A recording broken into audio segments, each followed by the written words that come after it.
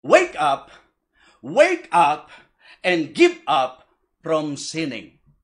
Wake up and give up from sinning. Ito po ang sinasabi ng Romans chapter 13. Pansinin niyo po muli, verse number 12. The night is far spent. The day is at hand. Let us therefore cast off the works of darkness and let us put on the armor of light. Verse number 13, let us walk honestly as in the day, not in rioting and drunkenness, not in chambering and wantonness, not in strife and envying, and put ye on the Lord Jesus Christ, and make not provision for the flesh to fulfill the lust thereof. Mga kapatid, alam niyo po, si Apostol Pablo, napakaliwanag magturo. Diba, sa panahon po natin ngayon may mga debate tungkol sa doktrina ng kaligtasan And the reason why the doctrine of salvation, particularly the doctrine of eternal security, is questionable to some, it is because of the wrong kind of living of the so-called believers. Or, mas tama sabihin, professing believers.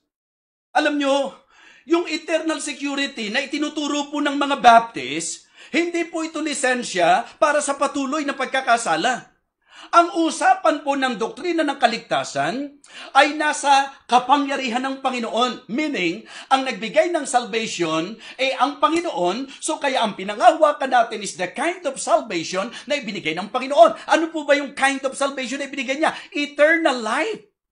Buhay na walang hanggan. At pagka inaral nyo po ang mga nakapaloob na pangako sa usapin ng kaligtasan, the reason why we believe in the doctrine of eternal security, because ito po ay clearly taught dito po sa salita ng Diyos. Ano po ba ang mga pinanghawakan natin? Katulad po nung sinabi ng Romans chapter 8 verse number 1.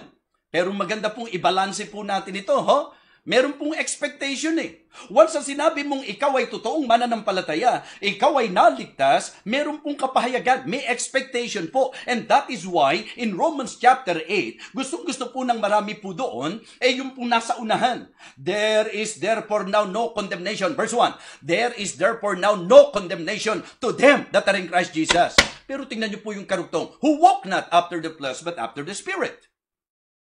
So, ang ibig sabihin po, may inaasahan po pag sinabing save. Pero gusto kong pakinggan po, maging ng ating mga kaibigan, na ang reason why we believe in the teaching of eternal security, sapagkat yan po ang tunay na salvation na ibinibigay ng Panginoon. Yung pong kaloob ng Diyos na kaligtasan, hindi po nawawala ito, mga minamahal.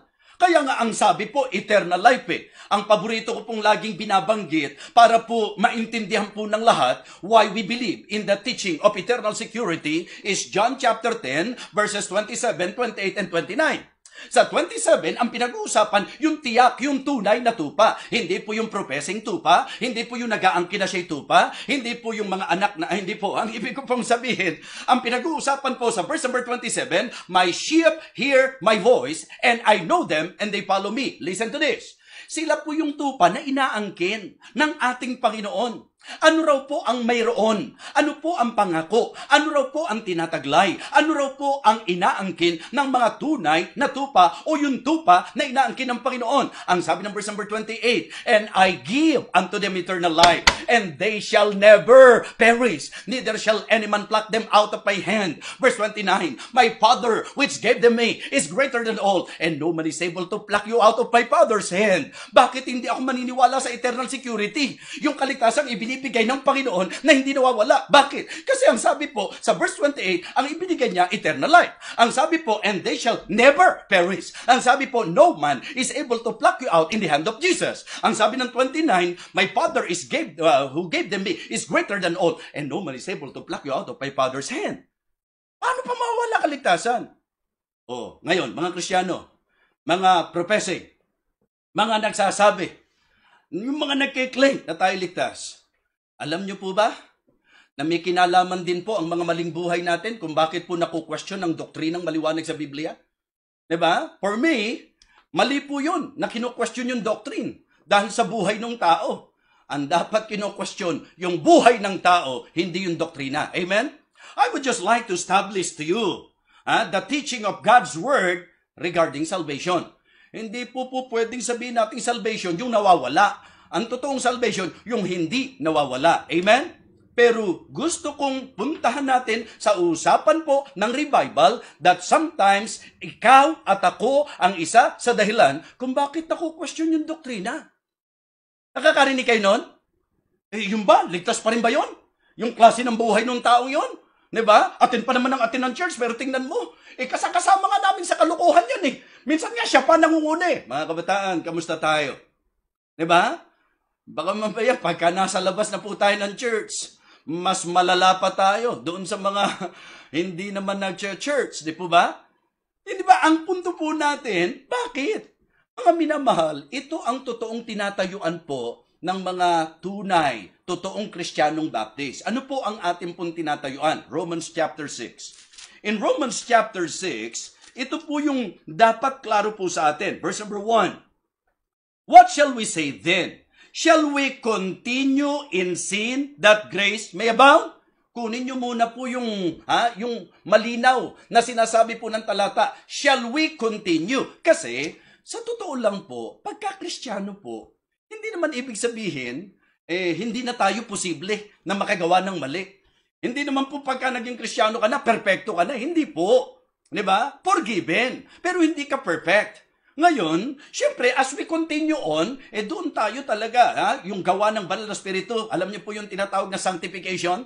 It is actually the work of the Holy Spirit na kung saan pinapaging banal po tayo and everyday binabago po tayo. Pero ito yung punto eh. Ang sabi po rito, shall we continue in sin? So the issue here is not committing sin, kundi po living in sin. Okay? Ang sabi po niya, shall we continue in sin that grace may abound? Verse number 2, God forbid. How shall we that are dead to sin live any longer therein? And in Romans chapter 13, kung papansinin po natin, yun po ang pinaka-idea na sinabi po sa atin. Sa verse number 12, the night is far spent, the day is at hand. Let us therefore cast off the works of darkness, and let us put on the armor of light. Sa Ephesians chapter 5, nung kausapin sila ni Apostol Pablo, kasi alam niyo po yung sinasabing works of darkness, di po ba? O yun po yung kasalanan. Ngayon, ang punto po natin, mga minamahal, ito po yung mga gawa na hindi ayon sa kalooban ng Panginoon, hindi nakakalugod sa Panginoon. Tingnan niyo po ang sabi ng Ephesians chapter 5, pagliliwanag. Kaya ikaw, ang sabi mo, Kristiyano ka na, sabi mo, nanampalataya ka na, ang tapang-tapang mo pa na sabihin na talagang ikaw ay Kristiyano, na kung saan lahat wini-witnessan mo, lahat kinakausapan mo, to the point na inaatake mo pa yung paniniwala ng iba, pero kamusta ang lakad mo, kamusta ang buhay mo? Kung talagang Kristiyano po tayo, ang sabi po ng Bible, Ephesians 5:8, for ye were sometimes darkness, but now are ye light in the Lord. Diba? Walk as the children of light. Mga kapatid, mga mananampalataya, wake up and give up from sinning.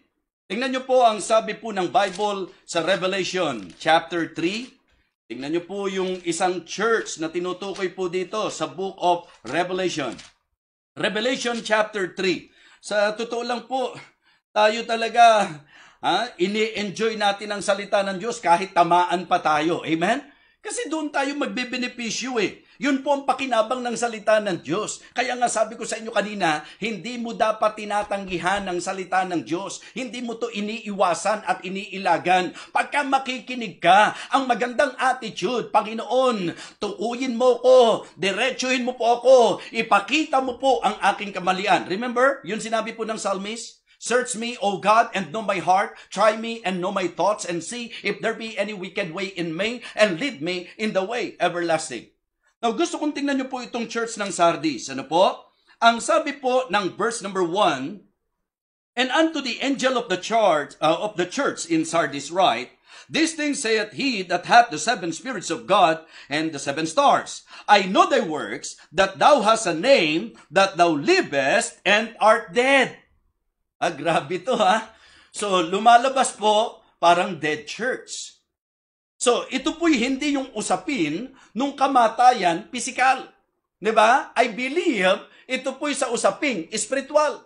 Kaya kung kukunin po natin ang understanding sa verse number 2, the word be watchful, ang ibig sabihin po nito is wake up. Diba? Be watchful and strengthen the things which remain that are ready to die.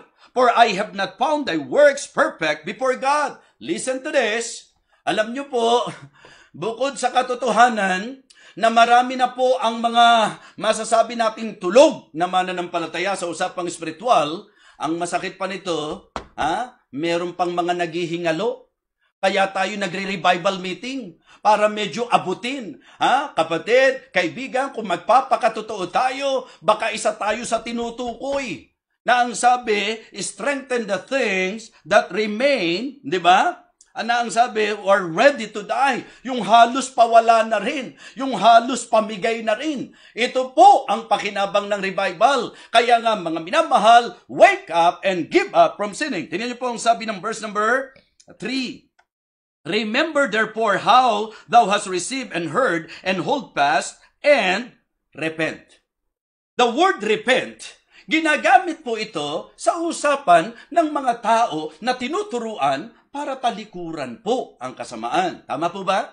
Mga minamahal, kamusta po tayo? Young people, naiisip mo ba na ang totoong sagot kung bakit hindi ka magamit ng Panginoon kasi hindi ka may consider na vessel unto honor?